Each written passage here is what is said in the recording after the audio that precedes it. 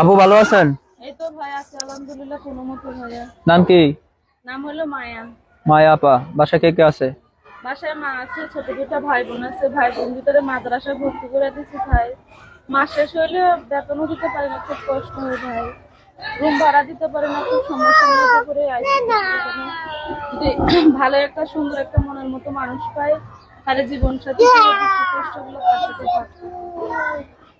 এখন প্রতিবেদনে কি চাচ্ছেন আপনি?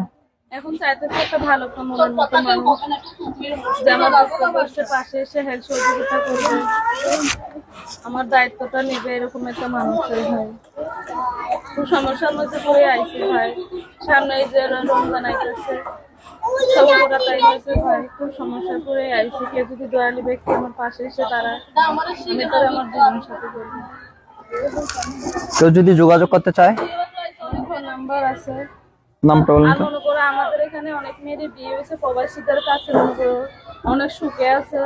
মনে করো তারা নিজের চোখে দেখে বিয়ে শাদী করে মনে করো ঘর সংসার করতেছে, জায়গা জমি কিনে দিয়ে বাড়ি ঘুরে করে দিচ্ছে।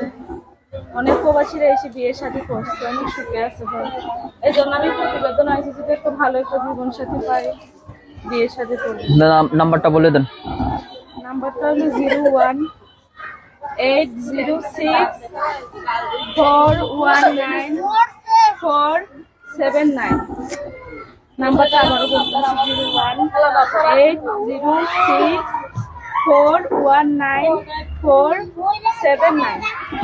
এই নাম্বারে খোলা পাওয়া যাবে, সবসময় ফোন দিলে। কেউ যদি যোগাযোগ করতে চান ফোন নাম্বারটিতে যোগাযোগ করবেন। বিদায় নিচ্ছি।